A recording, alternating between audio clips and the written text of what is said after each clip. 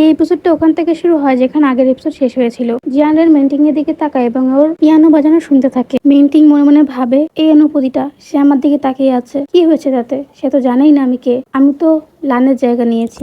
দর্শকদের মধ্যে থেকে একটি ছেলে একটি ছেলেকে বলে, আরে ক্লাস 8-এর এই মেয়েটি তো অসাধারণ সুন্দরী। তারপর ওর ফ্রেন্ডকে বলে সে কি বাজাচ্ছে এখানে, মূলত মেন্টিং যে সুরটি বাজাচ্ছে সে সুরের নামও জিজ্ঞাসা করছে। তারপর ওর ফ্রেন্ড ওকে সে সুরের নামটা বলে। এই দুইজন সহ ওই শোতে যারাই ছিল সবাই মেন্টিং এর সুরের কথা বলতে থাকে। কেউ বলে কি এটা, আবার কেউ একজন বলে এই সুরটা মুনরাইজ সোনার নামে পরিচিত। কেউ একজন জিজ্ঞাসা করে তার নাম কি। তার উত্তরে আরেকজন বলে অনুষ্ঠান পরিচালক বলেছেন সে ক্লাস 8-এর সুলান। জিয়াং রেন এই সব কথা চুপচাপ শুনতে থাকে। জিয়াং রেনের পাশের বন্ধুটা প্রশ্ন করে, তাহলে কি সে আমাদের স্কুলের? না, মনে হয় না। আমাদের স্কুল ফরচুন ভ্যাকেশনাল স্কুল। এটা খারাপ রেজাল্টওয়ালা বড়লোক স্টুডেন্টে ভরা। আমরা হয়তো ভালো সময় কাটাতে পারি, ভালো আড্ডা দিতে পারি, কিন্তু তার মতো কোনো ক্লাসিক্যাল গার্ল আমাদের স্কুলে নাই। পাশ থেকে ওদের আরেকটি বন্ধু বলে সে ট্যালেন্টেড এবং এলিগেন্ট অনেকটা। এতটুকু বলে ও চুপ হয়ে যায় আর জিয়াংরেনের দিকে তাকিয়ে মনে মনে বলে, অনেকটা জিয়াংরেনের মায়ের মতো। জিয়াংরেন আর চোখে ওর দিকে তাকিয়ে বলে, কি দেখছো? বন্ধুটা হেসে বলে, ও কিছু না। তারপর জিয়াংরেন মেন্টিং এর দিকে তাকায়, একটু তুচ্ছ করে বলে, তার পিয়ানো বাজানো খারাপ না, কিন্তু আমি এই ধরনের মেয়ে সহ্য করতে পারি না। এইদিকে মেন্টিং মনে মনে বলে, আমি তার দৃষ্টি আমার উপর অনুভব করতে পারতেছি। এটা অনেক তীব্র অনুভূতিটা, ঠিক আমার আগের জীবনের মতন।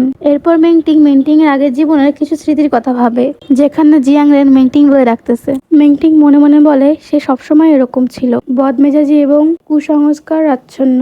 তারপর আরেকটা দৃশ্য দেখানো হয়, মেন্টিং ট্রেনে বা বাসে করে কোথাও যাচ্ছে আর জিয়াংরেন ওর পিছনে দৌড়াচ্ছে। তারপর মেন্টিং স্মৃতি থেকে বের হয় আর মনে মনে বলে শেষ পর্যন্ত সে একজন খুনিতে পরিণত হলো। এখানে মেন্টিং লানের কথা বলতেছে, আমার আগের জীবনে আজকের এই পারফরমেন্সের কারণে আমি অনেক অ্যাটেনশন পেয়েছিলাম, যার কারণে লান পুরো স্কুলে সেলিব্রিটিতে পরিণত হয়েছিল। এই ঘটনার কারণেই পরে সব সমস্যাগুলো হয়েছে। তাই এই জীবনে আমি আর কখনো তার সঙ্গে ঝামেলা করব না। আমি সেই ছেলেটির সঙ্গে আমার সমস্ত সম্পর্ক ছিন্ন করব। মেন্টিং মনে মনে বলে এইবার। আর ও ইচ্ছা করে ভুল পিয়ানো বাজানো শুরু করে। জিয়াংরেন দূর থেকে এটা দেখে। জিয়াংরেন বলে, ও হোয়াট আ হট ম্যাচ, মানে কি এক জগা খিচুড়ির অবস্থা। তারপর ও ওর বন্ধুদের বলে, সাফেল মানে কার্ডগুলো এলোমেলো করো এবং খেলা শুরু করো। পাশ থেকে ওর বন্ধু বলে, ওকে। দর্শকদের মধ্যে যে দুজন একটু আগে মেন্টিং এর তারিফ করতেছিল ওদের মধ্যে একজন বলে, এটা কি, সে তো তেমন ভালো না। আমি ভেবেছিলাম সেটা অনেক ভালো করে বাজাবে, কিন্তু সে ভুল সুর বাজিয়েছে, বিরক্তিকর। ওই শোতে থাকা সব দর্শক অন্যমনস্ক হয়ে যায় এবং একে অপরের কানে ফিসফিস করতে থাকে। এসবের মাঝখানে মেন্টিং স্টেজের উপর দাঁড়ায় এবং সবাইকে সম্মান জানিয়ে মাথা নিচু করে।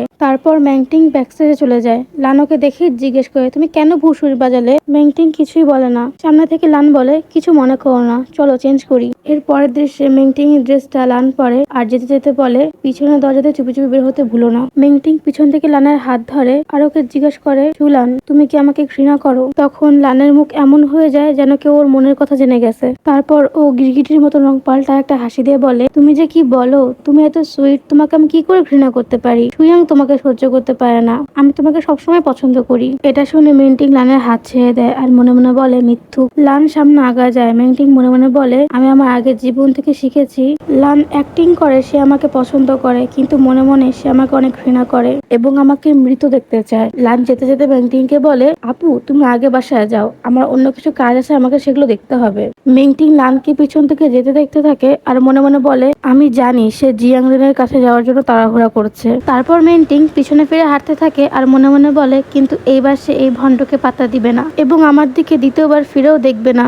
তারপর মেন্টিং পিছনের দরজা দিয়ে বের হয়ে যায়। ও বাহিরে এসে দাঁড়ায় এবং হাত দিয়ে চেক করে বৃষ্টি পড়তেছে নাকি। তারপর মনে মনে বলে, বৃষ্টি থেমে গেছে। মেন্টিং আকাশের দিকে তাকায় আর মনে মনে বলে, দূর সেই পরিচিত ঝাপসা ধূসরতা। মেন্টিং এর এমন বলার কারণ হলো, যেহেতু ও চোখে স্পষ্ট দেখতে পেত না, তাই ও আকাশটা ঝাপসা দেখতেছিল। মেন্টিং সামনে হাঁটতে থাকে আর মনে মনে বলে, খুব খারাপ যে আমি আমার আগের জীবনে সম্পূর্ণ বড় হওয়ার সুযোগ পাওয়ার আগেই মারা গিয়েছিলাম। এবার সবকিছু সম্পূর্ণ অন্যরকম হবে। তারপর ও চোখ বন্ধ করে আর চিন্তা করে, এখন আমি হাই স্কুলে দ্বিতীয় বর্ষে ফিরে এসেছি এবং আমি সব শুরু থেকে শুরু করতে পারি। আমার মনে আছে 2 মাসের মধ্যে চোখের সার্জারি ভালোভাবে হয়েছিল। আমি আকাশ এবং সূর্যের আলো দেখতে পাবো। আমার জন্য একটা উজ্জ্বল ভবিষ্যৎ অপেক্ষা করতেছে। এদিকে ক্লাসরুমে জিয়াংরেনের সেই বন্ধুরা জানালা দিয়ে বাইরে কিছু দেখে আর জিয়াংরেনকে বলে, হেই ব্রো বাইরে দেখ। জিয়াংরেন জানালা দিয়ে বাইরের দিকে তাকায়। ও নিচে মেন্টিং কে দেখতে পায়। ওর বন্ধু প্রশ্ন করে বলে, এটা কি 7 নম্বর হাই স্কুলের ইউনিফর্ম আর একটা লাঠি। সে কি অন্ধ নাকি অন্য কিছু? জিয়াংরেন কিছুই বলে না, ও চুপচাপ মেন্টিংকে দেখতে থাকে। ও এক দৃষ্টিতে মেন্টিংকে পিছন থেকে যেতে দেখতে থাকে। একটু আগেই মেন্টিং বলতেছিল জিয়াংরেন নাকি ওকে দ্বিতীয়বার ঘুরেও দেখবে না, আর এখানে জিয়াংরেনের নজর মেন্টিং থেকে সরতেছেই না। এপিসোড 1 এলান ঠিকই বলছিল, জিয়াংরেনের চোখ শুধু মেন্টিংকেই দেখে। এখানে অনলি লাভের এই এপিসোডটা শেষ হয়। ভিডিও ভালো লাগছে নাকি খারাপ লাগছে কমেন্টে বলবেন। যেহেতু শেষ পর্যন্ত দেখছেন তার মানে ভালোই লাগছে, এই জন্য আপনি একটা লাইক দিবেন আর সুমো এক্সপ্রেশনকে সাবস্ক্রাইব করবেন। আল্লাহ হাফেজ।